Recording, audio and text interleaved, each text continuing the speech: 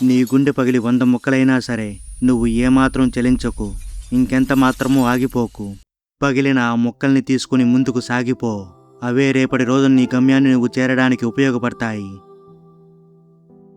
ప్రాణం పోతున్నా సరే నువ్వు చేస్తున్న ప్రయత్నాన్ని మాత్రం ఎట్టి పరిస్థితుల్లో ఆపకు. ఆ ప్రయత్నాన్ని ఆపావు అంటే నీ ప్రాణం పోయినట్టే లెక్క. నీకు ఎదురైన ఓటమి నుంచి కేవలం గుణపాఠాన్ని మాత్రమే నేర్చుకో. ఓడిపోయాను అని నీ ఆత్మవిశ్వాసాన్ని కోల్పోకు. ఎందుకంటే నమ్మకాన్ని కోల్పోవడమే నిజమైన ఓటమి. జీవితంలో జరిగిపోయిందేదో జరిగిపోయింది. దాని గురించి ఎప్పుడూ ఎన్నడూ చింతించుకు. ఎందుకంటే జరిగిన మంచి మనకు ఆనందాన్నిస్తే జరిగిన చెడు ఒక అనుభవాన్నిస్తుంది. నువ్వు సాధించాలనుకున్న లక్ష్యం ఎంతో ఉన్నతమైనదైతే దాన్ని సాధించే క్రమంలో తాత్కాలికమైన ఆనందాల్ని త్యాగం చెయ్యాల్సిందే. జీవితంలో ఎన్నోసార్లు ఓడిపోయి ఉంటావు. ప్రస్తుతం కూడా ఓటమిలో కొట్టుమిట్టాడుతూ ఉంటావు. అయినా సరే అవకాశం వచ్చిన ప్రతిసారి ప్రయత్నిస్తూ ఉండు. మరో 100 సార్లు ఓడిపోవడానికైనా సిద్ధపడు. ఎందుకంటే ఆ ఒక్క గెలుపును సొంతం చేసుకోవడానికి. విజేతలకు ఉన్న నిజమైన సవాలు వారు తిరిగి తమ విజయాన్ని నిలబెట్టుకోవడమే.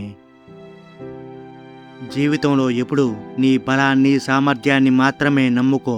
అంతకు మించి దేన్ని కూడా విశ్వసించవద్దు. ఈ లోకంలో ఎవడు చుట్టం ఎవడు పక్కం, ఎవడి స్వార్థం వాడిదే.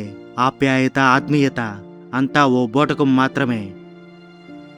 అవసరానికో మాట, అది నెరవేరడంతో టాటా. ధనముంటే లేదు గుణం, గుణముంటే లేదు ధనం. ఈ లోకంలో ఆప్తులు ఎవరు, ఆత్మీయులు ఎవరు, నింద వెయ్యని బంధువెవరు?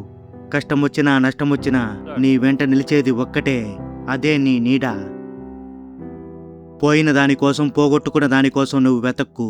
ఎందుకంటే నీ నుంచి పోయింది అంటే దానికి నీ అవసరం లేదని అర్థం. పోగొట్టుకున్నావు అంటే నీకు అది అవసరం లేదని అర్థం. అది వస్తువైనా మనిషి అయినా బంధమైనా ఇంకేదైనా సరే. ఒక్కోసారి మన శక్తి కన్నా సహనమే ఎక్కువ ఫలితాన్ని ఇస్తుంది. సహనంగా ఓపిగ్గా ఉండడం అనేది ఎంత కష్టంగా ఉంటుందో దానివల్ల మనకు దక్కే ప్రతిఫలం కూడా అంతే మధురంగా ఉంటుంది. ఒక్కసారి నీ జీవితంలో నిర్ణయం తీసుకున్నాక దారి ఎలా ఉన్నా సరే గమ్యాన్ని చేరాల్సిందే. శ్రమ నీ ఆయుధమైతే విజయం నీ బానిసవుతుంది. ఏదీ శాశ్వతం కాదు. అది గెలుపైనా ఓటమైనా దుఃఖమైనా బాధైనా. ఈ విషయాన్ని సదా యదా గుర్తుపెట్టుకున్నప్పుడే మనం ఎల్లప్పుడూ సంయమనంతో ఉండగలం. చేసే పనిని దైవంగా భావిస్తే ఏదో ఒకరోజు అదే జ్యోతిలా నీకు వెలుగునిస్తుంది. పర్వతాలు పిండి చేసే సమయం రాని, 1,00,000 కష్టాలు ఒక్కసారిగా చుట్టుముడితే చుట్టుముట్టని, 1,000,000 సార్లు నీ గుండె పగలని, ప్రపంచమే కలిసి నిన్ను ఒంటరివాణ్ణి చేయని, చివరకు ఆ కాలయముడే వచ్చి నీ ముందు నిలబడని. ఓ ధీర హృదయుడా, చెదరకు అదరకు బెదరకు. నీ వద్ద అద్భుతమైన ఆయుధం ఉంది. అదే నీ ఆత్మవిశ్వాసం.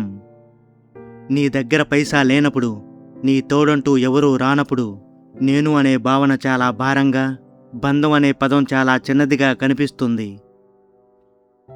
మీకు నచ్చే పనిని బాగానే చేస్తారు, కానీ ప్రతి పని మీకు నచ్చేట్లుగా చెయ్యడమే విజయానికి గల రహస్యం. వెళ్ళే దారిలో కాలికి ముళ్ళు గుచ్చుకుందని ఆగిపోకు. కంటిలో గుచ్చుకోలేదు కదా, ముందుకు సాగిపో. చదివినప్పుడు వచ్చే గెలుపు కన్నా గాయం తగిలిన తర్వాత చదివితే వచ్చే గెలుపు గంభీరంగా ఉంటుంది. తప్పు చేశాను అని బాధపడుతూ సమయాన్ని ఏమాత్రం వృధా చేయకు. ఆ తప్పును సరిదిద్దుకునే మార్గమేమిటో ఆలోచించు. ఎందుకు ఎందుకు ఎందుకు ఎప్పుడూ నీ చుట్టూ ఎవరూ లేరని కుంగిపోతావు. ఒంటరిగా ఉంటే ఊపిరి ఆడటం లేదా? ప్రాణం పోయినట్టుగా ఉందా? అప్పుడే మర్చిపోయావా? తల్లి గర్భంలో కూడా 9 నెలలు ఒంటరిగా ఉండేవాడివి. అయినా ఈ సృష్టిలో నువ్వే కాదు, జగతికి పొగలు వెలుగునిచ్చే సూర్యుడు ఒంటరివాడే. రాత్రి వెన్నెల కురిపించే చంద్రుడు కూడా ఒంటరివాడే. నువ్వు అనుకుంటూ ఉండవచ్చు, సూర్యుడు చంద్రుడు విశ్వానికి ఒకటి కంటే ఎక్కువ లేవు అని, అందుకే ఎవరితోడూ కోరుకోలేదు అని. మనుషుల్లాగా కొన్ని లక్షల కోట్లు ఉన్న నక్షత్రాలు కూడా ఏ రెండూ కలిసుండవు. నువ్వు తెలుసుకోవాల్సింది, ఎవరూ ఎవరి కోసం ఊరికే రారు. వచ్చేంత తీరుకున్నోళ్ళు కూడా ఎవరూ లేరిక్కడ.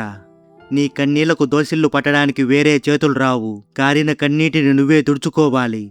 వీలైనంత వరకు నీ కష్టాన్ని కన్నీళ్లకు తెలియనివ్వకు. ఒంటరితనంలో కూడా ఆనందాన్ని వెతుక్కో. మనసుకు నచ్చిన పని చేసుకుంటూ వెళ్ళిపో. నీకోసం ఎన్నో గొప్ప గొప్ప పుస్తకాలు రాసి వెళ్ళిపోయారు ఎంతోమంది మహానుభావులు. ఒక్కసారి వాటిని తిరగేసి చూడు. మళ్ళీ నీకు నువ్వు దొరుకుతావేమో చూడు. అంతేకాని ఇలా ఎప్పుడు కర్రపై ఆధారపడే తీగ చెట్టులా మాత్రం అస్సలు ఉండిపోకు. నిజంగా ఓడిపోయేది పరుగు పందెంలో చివరగా వచ్చిన వాళ్ళు కాదు, ఆ పోటీకి భయపడి అందులో పాల్గొనని వాళ్ళు. ఇదే నీ జీవితానికి కూడా వర్తిస్తుంది. కోల్పోయిన ఆకుల్ని పొందడానికి ఆ చెట్టే వసంతకాలం వరకు ఎదురు చూసినప్పుడు నీ జీవితం మారడానికి నువ్వు ఆ మాత్రం ఎదురు చూడలేవా? అందాకా కాస్తంత ఓపిక పట్టు, సహనం వహించు. ఏదైనా కొంతకాలానికి మారిపోక తప్పదు. మోటివేషన్ అనేది పలికే పదాల్లో ఉండదు, ఆ పదాల్ని ఆచరణలో పెట్టే మనసులోనే ఉంటుంది. ప్రతి ఒక్కరి జీవితం ఓ పుస్తకం లాంటిది. అందులో రాసుకునే ఒక పేజీ మాత్రమే కష్టాలు, బాధలు. జీవితం మారాలి అంటే పేజీ కూడా మారాల్సిందే. మన జీవితంలో ఎన్ని పేజీలు మారితే మన పుస్తకం అంత గొప్పదవుతుందని మర్చిపోకు. పేదవాడిగా పుట్టడం నీ తప్పు కాదు, కానీ పేదవాడుగానే చనిపోతే అది ఖచ్చితంగా నీ తప్పే.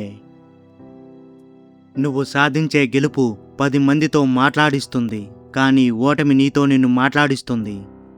10 మంది మాట్లాడే మాటలు ఎప్పుడూ నీకు తోడుగా ఉండవు.